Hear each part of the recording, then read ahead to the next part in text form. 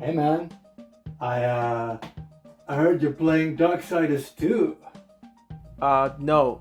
You heard wrong. I'm playing Halo 2. Yo? Hello? Alright, Niffler. Let's boot up that Halo.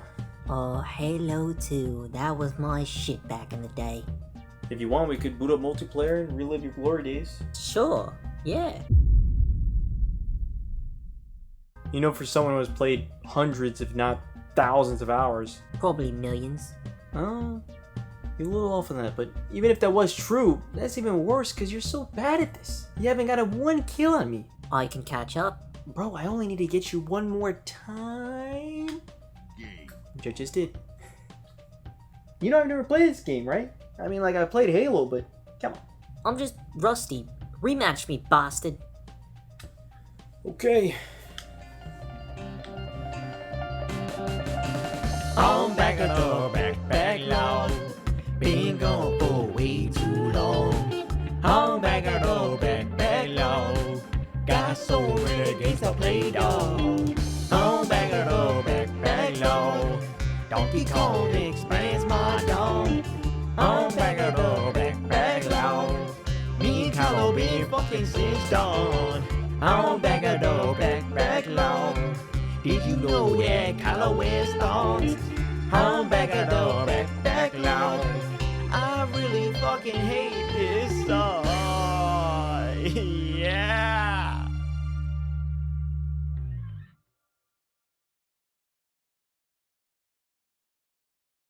The demon is here! What is up, guys? It is Robert at Gaming with me, and welcome to Back of the Backlog, the series where we take a look at the games that I recently beat off my backlog. Today's episode is on the game Halo 2. Last season we had an episode on Halo Combat Evolved, which I really enjoyed, but thought the second half was too repetitive in level design, making me hoping Halo 2 didn't do the same. I've owned this copy of Halo 2 as long as I can remember, as this was a hand-me-down from my stepdad. It's this limited collector's edition that features a behind-the-scenes development of the game, which is pretty damn cool. Halo 2 is a game that was highly anticipated after the success of Halo Combat Evolved. It became one of the highest rated games of all time at a 95 on Metacritic, and also became the best-selling Xbox game of all time at 8.46 million copies, outselling none other than Halo Combat Evolved. Obviously, a huge portion of Halo 2's success and love comes from the multiplayer, which makes it that big replayable package, but we are just looking at the campaign. That multiplayer, bruv. Oh, man. Let me guess. That was your shit back in the day. Absolutely. It was my first time on Xbox Live. Talking trash to everyone was amazing. That's awesome to hear. Playing online for the first time and hearing someone insult you, there's nothing better. Halo 2 was released on November 9th, 2004 in the US. It was developed by Bungie and published by Microsoft Game Studios. Did this sequel improve upon the foundations of the original? Well, here we are 21 years after its original release. Let's talk about it. Let's talk about the story first. Or actually, let's talk about the game's manual first. The manual of Halo 2 is written from the perspective of the humans, breaking down their weapons and the enemies of the Covenant, which is very cool. However, I don't have this manual. It turns out the limited collector's edition's manual is written from the perspective of the Covenant, which I thought was awesome. I didn't know there were different manuals until researching for this episode. That makes this limited collector's edition even cooler. Reading this from the Covenant's perspective is super interesting, as they downplay the humans and their weapons while boasting about their species. This is something that is truly lost in gaming today. When first booting up the game, you hear the amazingly, hauntingly beautiful main theme that fits as the sequel theme to the iconic original.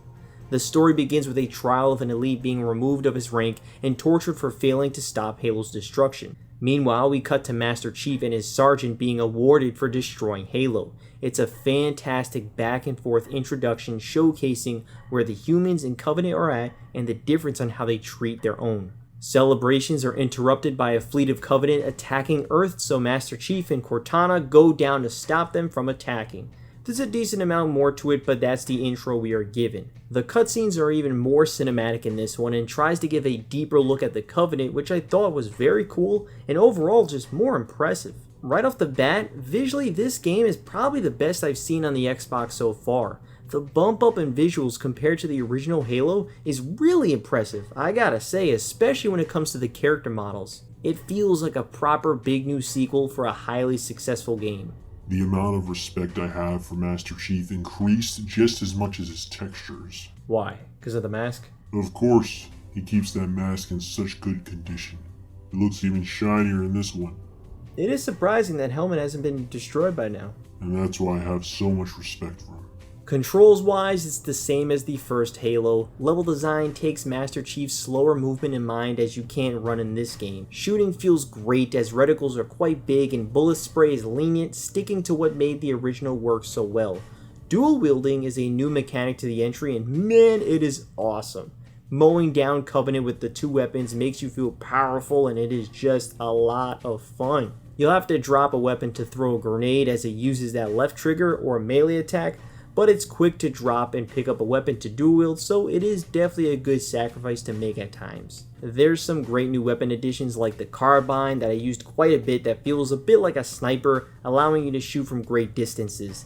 The energy sword is now able to be used and it's one of the best and most entertaining weapons in the entire series. When having an enemy in your sights, you'll be able to lunge at them, taking out even the most powerful enemies in just a couple hits. There's some new enemies you'll encounter like the drones, which are these flying insect-like creatures that seemingly have no set path, just flying around you in groups. They are pretty damn fast. Then there are the brutes, these huge, almost ape-like creatures that when their close companions are killed, will run and smash into you with rage. It's some cool additions to the Halo universe that mix up the combat approach and further showcase how each enemy type moves and attacks uniquely from each other. While out on the battlefield, you'll hear dialogue from everybody, which I thought was very cool. I liked hearing some random one-liners from my companions, and I also liked hearing the Covenant and Bruce call Master Chief Demon. I love how it's a genuine sequel and these enemies remember Master Chief for what we did in Halo 1. There's a good variety of locations you'll head to throughout the game, and it starts off super strong. In just one mission, you'll be taking out enemies in this tunnel on a highway, to controlling a tank, to jumping onto a scarab to take it out. The mission lineup is very strong in this game. Not only that, but I'm happy to say that there's very little repeating hallways in this one. There were a few moments here and there, but nothing that stood out as repetitive designs. It makes all the level designs completely unique and way more memorable. There's a constant progress of going forward and going deeper into the mission's environment. There's something that's pretty big early on in the game that I didn't know about that I want to talk about, so it's just going to be spoilers from here on out just to let you know. The elite from the trial in the beginning is given a chance at redemption. He is given the title of Arbiter, a rank given to the elites when in times of extraordinary crisis set out to pull off deadly tasks. Then the mission starts and we play as the Arbiter. Yes, we play as an elite from the Covenant for literally half the game. Half the game is Master Chief, half the game is the Arbiter. I did not know about this at all, which made for such a huge and very cool surprise. I literally just said this last episode. One thing I know is I'm a big fan of not playing as a human. So the surprise of playing as an elite is a great one. You know I definitely love this. Finally, we play as an alien, and he isn't some hated villain. Of course, and hey, I agree with you. It's a very nice change of pace to play as an alien and be viewed as a protagonist. This is why Halo 2 is my new favorite game of all time. Wow, that's very biased, but glad to hear. He plays almost identical to Master Chief, but you have the ability to go invisible for short spurts, allowing you to go around or sneak to enemies, making him quite different in that way. Since you play as the Covenant, that means your companions are the Covenant, which is just the best. Having those amazing enemies as your friendly companions is truly awesome. There's a ton of funny dialogue you'll hear from them, giving them a ton of personality that they just never had before. Having these powerful alien dudes fight alongside you is just a lot better than army humans. My frustration with the Arbiter missions though is that a large portion of the missions are filled with the Flood, these zombie-like creatures. The Flood was an awesome surprise in Halo 1, but I eventually grew tired of them. Unfortunately, Halo 2 doesn't really change that. They are just annoying. It starts off awesome with this very hectic and epic mission with this one tower you're in collapsing. As the game goes on though, I began remembering how annoying the Flood are. They are just complete bullet sponges and can kill you in like 2 melee hits when they run at you. The Flood is more balanced in this game than the amount in Halo 1, but when everything surrounding the Flood is pretty damn great, it just stands out as the most annoying part of the game for me, making restarting certain sections a nuisance. It doesn't help that the Floods start to come in the last few missions of Master Chief's too. So yeah, the Flood is absolutely my least favorite aspect of Halo 2, and you encounter them just too much. You'll have enemies fighting each other, so everyone on the battlefield has their own troops, like elites fighting against the brutes, fighting against the Flood, fighting against you. They do this in Halo 1 also, but I do feel that there's more of it in this one, which was awesome.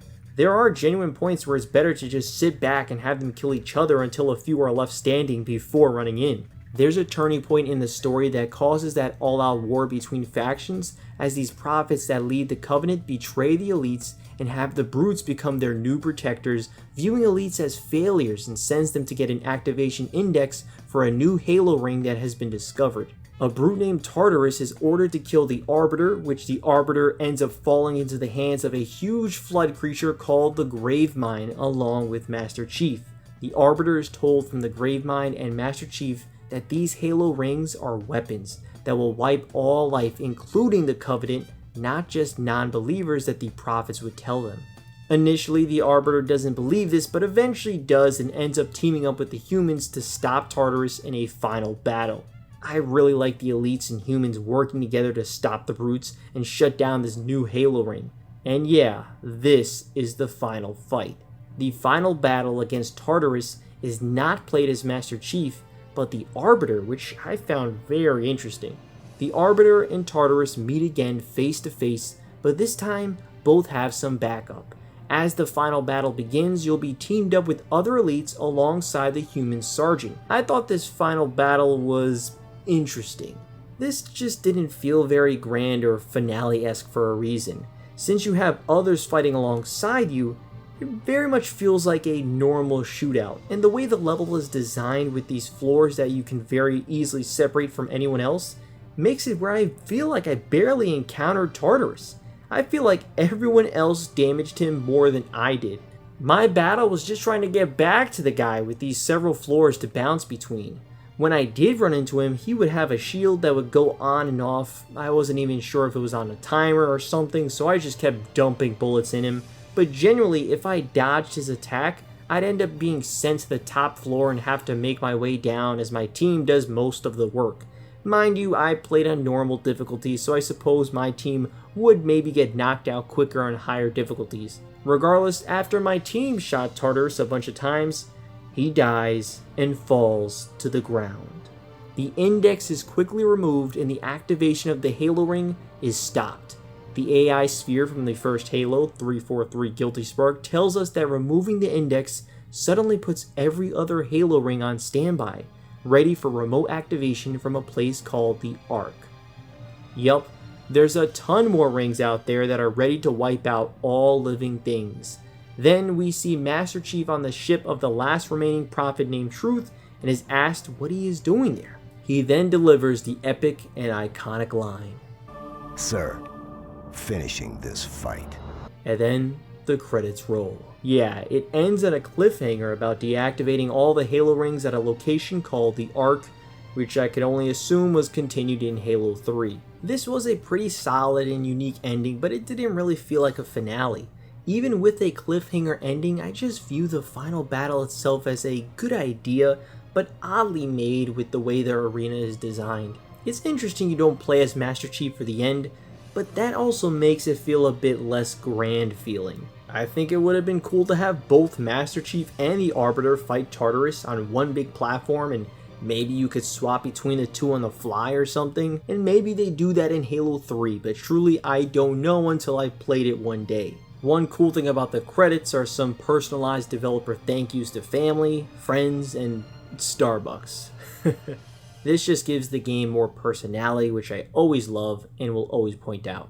Then a post-credit scene happens that I didn't understand, admittedly, without looking it up. In fact, I'm just going to read the Wikipedia quote, which says, Gravemind assumes control of High Charity. Cortana agrees to answer the Flood Intelligence's questions. Whew, man, that's big, right? That's huge.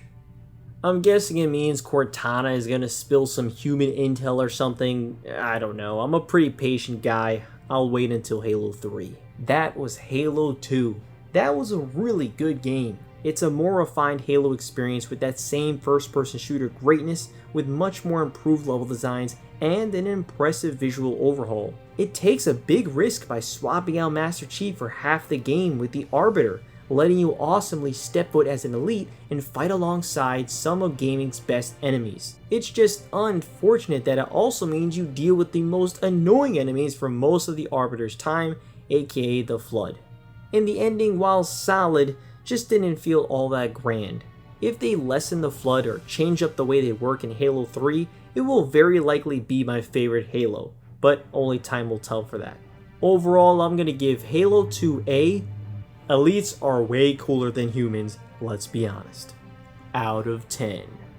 That was really good. I'm definitely excited to play Halo 3, the first HD Xbox 360 Halo game one day. That'll be it for today though. Thank you so much for watching. Have you played Halo 2? Did you like it? Did you not like it? Let me know down in the comments below, and I'll see you all next time. Halo 2 was a nice game, but it is officially out of the backlog.